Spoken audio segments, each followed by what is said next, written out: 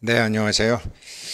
제가 오늘은 이렇게 신문하고 뭐 이거 뭐 보다가 파이코인 진짜 가치를 아직 세상이 잘 모르는구나.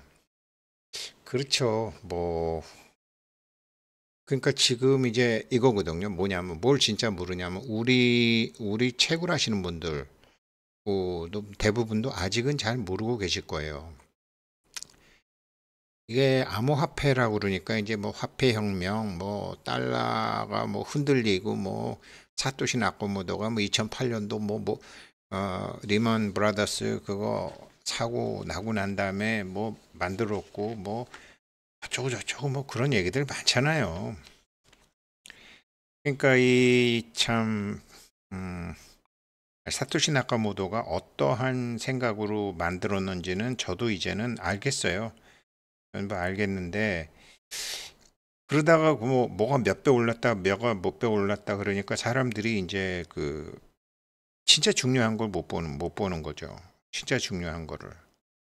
진짜 화폐가 아닌 거. 그러니까 금융이라는 게 전통적인 금융에서 이제 핀테크 한참 핀테크 이러면서 이제 뭐 카카오뱅크, K뱅크 우리나라도 뭐 그런 거 해야 된다 이제 그랬죠. 파이낸스랑 어, 돈에다가 이제 기술을 더하는 게 재테크, 그다음에 이제 뭐 금융에다가 기술을 더하는 게 핀테크, 저처럼 인생에다가 기술을 더하면 뭐 생테크 뭐 이렇게 하는 건데 이거는 법정화폐 기반. 참 이 금융하는 사람들은요, 이 금융하는 데는 이게 자격증을 막 판사니 의사니 뭐 막 이런 자격증을 만들게 되면 안 되잖아요. 아, 판사니 의사니 검사니 이런 사람들은 아픈 사람이나 이제 어떤 좀 절박한 사람들 대상이고 금융은 이제 대부분 다 아무나 막 애들 코 묻은 돈부터 뭐 아주 중요한 돈까지 다 이 돈 장사들은 이게 다 열려야 되잖아요. 그런데 너무 패를 다 까놓고 얘기하면은 상대방도 다 자기 패를 읽기 때문에 일부러 말을 어렵게 써요. 피아트 머니라는 말을 만들어내고 피아트 커런시라는 말을 써요. 이 암호화폐도 똑같아요. 우린 피아트 그러면 뭐 옛날에 피아트 1, 2, 4 같은 이태리 자동차밖에 모르는데 법정 화폐를 피아트 머니라고 그래요. 암호화폐는 크립토 머니, 크립토 커런시라고 써요. 그래서 전통 금융에서 핀테크로 왔었고 이게 사토시 나카모토의 이제 비트코인이 나온 다음에 핀테크는 핀테크인데 블록체인 위에다가 하는 핀테크가 나오는 거죠. 블록체인 핀테크가 나오는 거죠.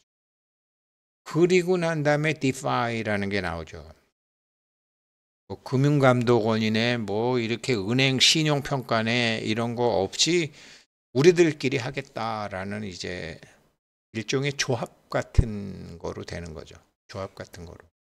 조합도 저 스페인의 뭐 바르셀로나 같은 그런 조합처럼 하면 몰라도 우리나라도 뭐 농협, 수협, 축협 뭐 여러 가지 뭐 이 조합이 참 얼마나 많은 문제가 있는지 취지는 좋지만 하다 보면 굉장히 문제가 많잖아요. 제대로 하고 있는 게 이제 저기 스페인의 바르셀로나 같아요.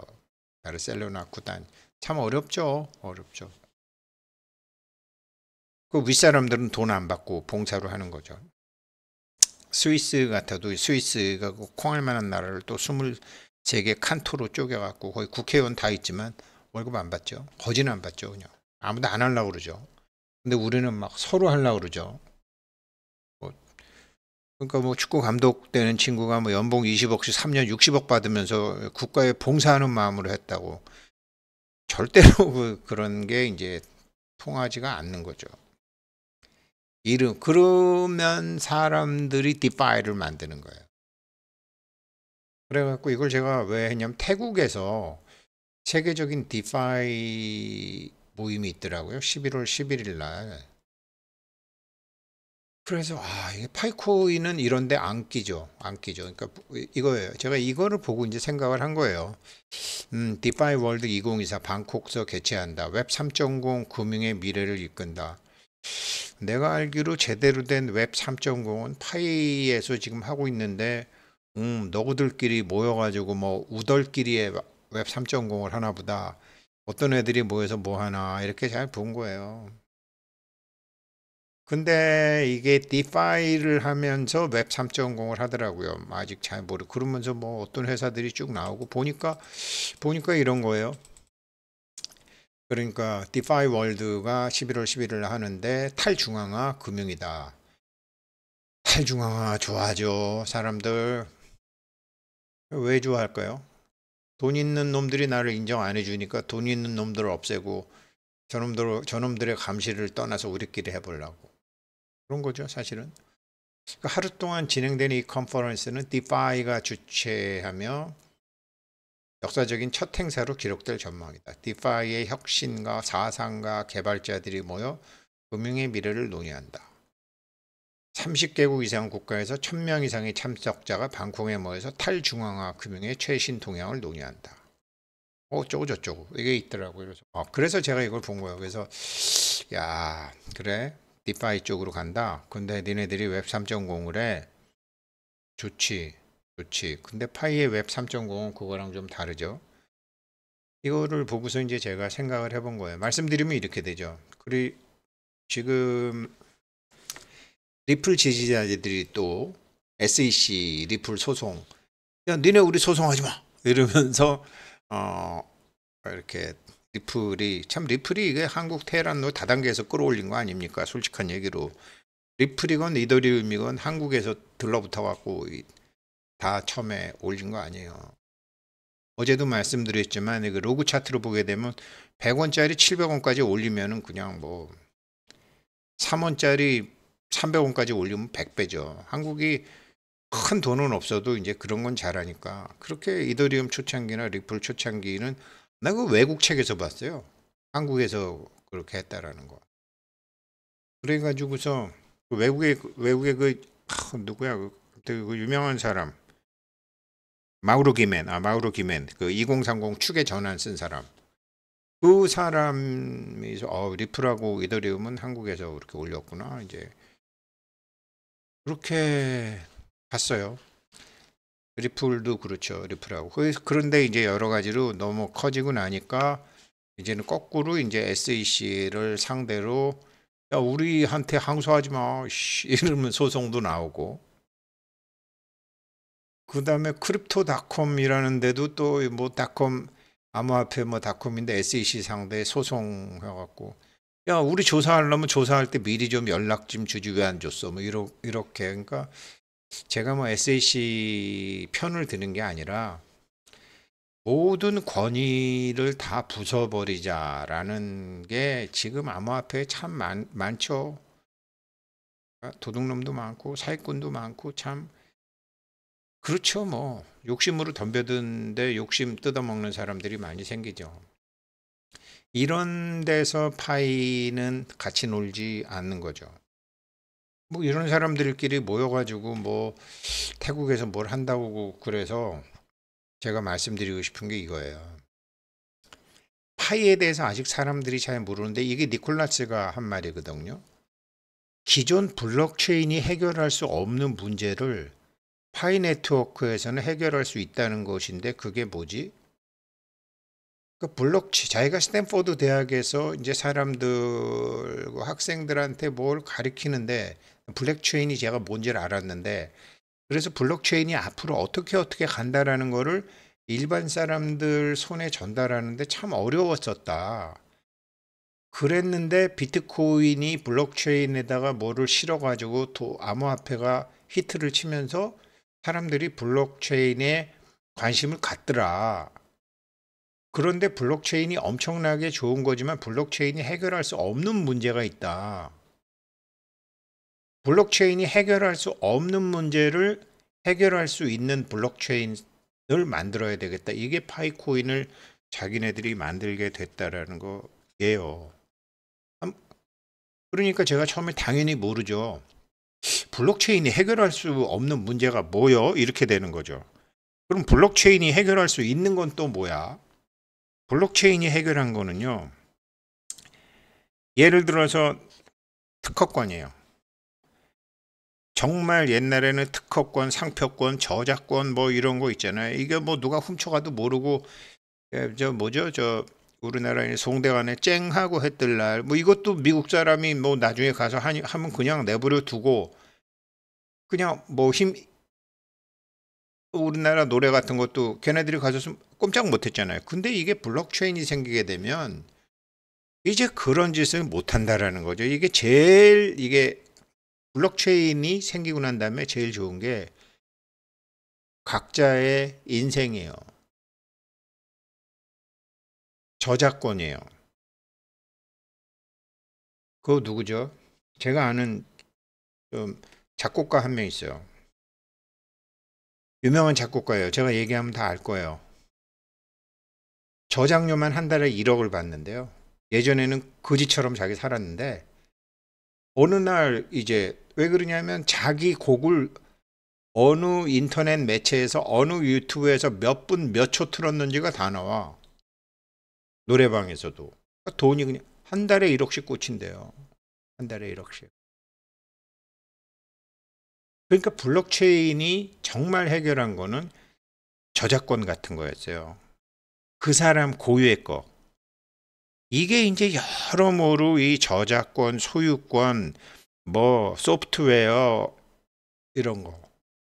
그래서 파이 네트워크가 우리 파이오니어들한테 사람들이 아직 이런 걸 잘 모르니까 경제가 다 오픈되고 다 열리가 됐는데 지적재산 관리하고 보호하기가 너무나 힘들잖아.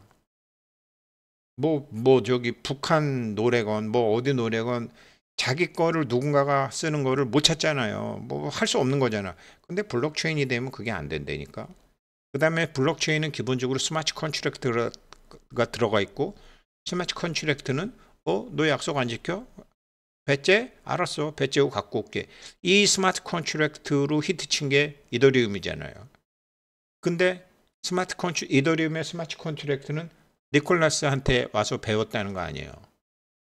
그렇게 해서 그걸 했는데 그러니까 니콜라스가 블록체인에 대해 스마트 컨트랙트에서 많이 알지. 그런데 기존의 블록체인이 해결할 수 없는 문제를 해결할 수 있는 블록체인을 사람들이 원한다는 거를 자기네들이 알았다는 거예요. 기업들은 새로운 아이디어 내죠. 아이디어 내고 제품 만들고 그러면 우리도 옛날에 일본 거 훔쳐왔지만 중국도 우리 거 엄청 훔쳐가죠. 미국 거도 훔쳐가죠. 우리는 가서 눈으로 보고 훔쳐왔지만 얘네들은 뭐 굉장히 많이 훔쳐가죠. 이게 저작권 보호가 안 되는 거야. 그런 큰 것도, 그런 개인적인 것도. 제일 쉬운 게 그 아까 노래 같은 음원이래요. 뭐 음원 사이트. 그 요소가 도레미파 솔라시도 이게 몇 개 안 되니까. 그림은 화소가 많아갖고 그림 저작권이 그렇게 만만치는 않대요. 아직까지도.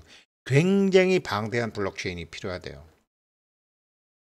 이런 거는 맨날 하면 뭐 나중에 소송해봐야 그 사람은 이미 돈 벌고 다 떠나고 뭐 소송 뭐 회사도 없애버리고 그냥 벌금 얼마 묻고 끝나는 거야. 파이 네트워크 채굴하시는 분들이 제가 복이 많다 자꾸 이런 소리 하는 거는 아무것도 안 하면 복이 많은 게 아니고 얘네들이 하는 건 뭐냐면요. 이런 거 있죠. 파이에서 인플루언서 프로그램, 인큐베이터 프로그램, 아트 페스티벌, 파이어사이드 여기 나오는 거. 그다음에 파이어사이드에도 자기가 찍은 사진, 자기가 그린 그림, 그다음에 자기가 만든 작품. 이게 블록체인 상에서 보호가 안 되는데 보호가 되는 쪽으로 가는 거예요.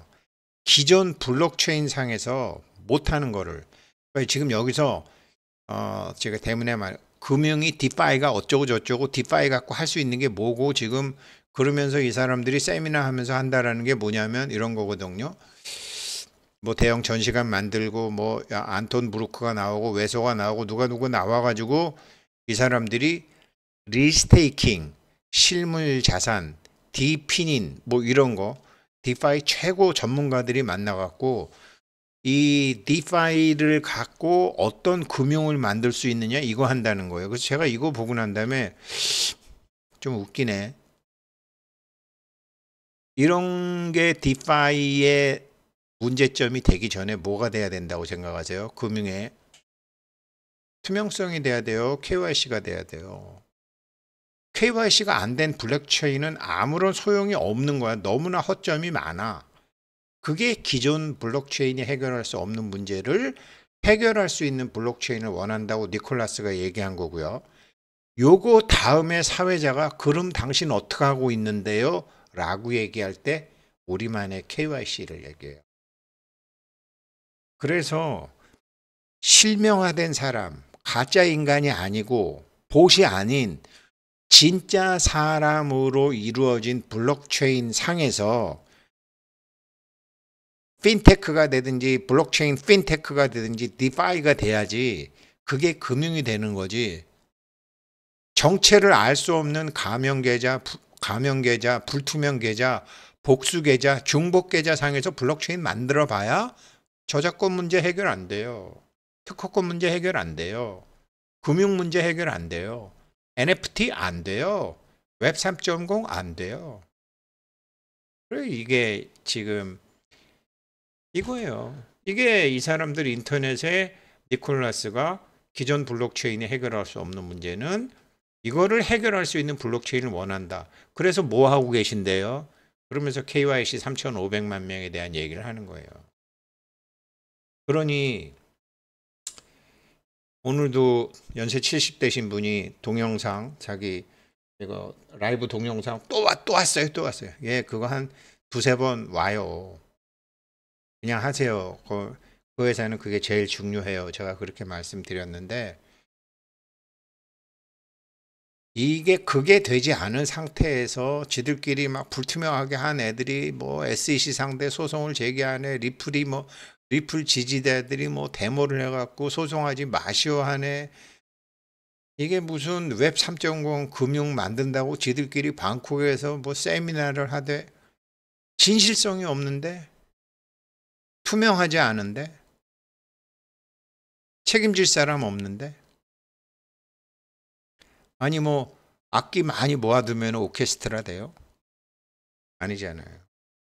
그래서 뭐 어쩌고 저쩌고 해서 지금 디파이가 어쩌고 저쩌고 하지만 파이코인은 아직 지금 오픈 메인넷이 안 됐잖아요. 오픈 메인넷이 된 상태에서 그 파이코인의 KYC가 모든 부분은 아니겠지만 어떤 부분에서 서서히 패를 깔 거예요. 지금 패를 까면 너무 적이 많아. 지금 우리들끼리도 적이 많은데 뭐 이렇게 까다롭게 해? 뭐 이렇게 복잡하게 해? 뭐 지네가 이렇게 별나? 그래갖고 어떤 한국 사람이 또 외국 사이트에다가 영어로 올렸어요. 야, 이 파이코인이라는 걸 내가 한국에서 해보니까 지들이 금융기관도 아니면서 뭐 이런데요 하면서 올렸어.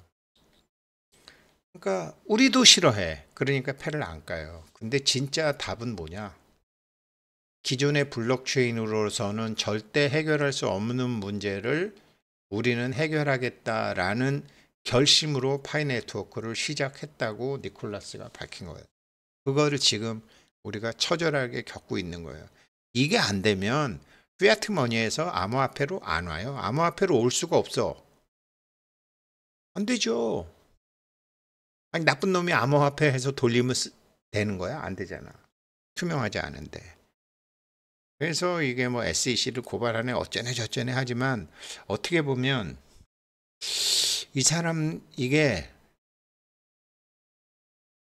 불투명한 암호화폐 업계에 곡소리라고 생각하시면 될 것 같아요. 빨리 되는지 늦게 되는지. 그래서 참 깝깝하긴 하지만 그래도 좋은 거랑 인연이 돼서 하고 계신 겁니다. 감사합니다.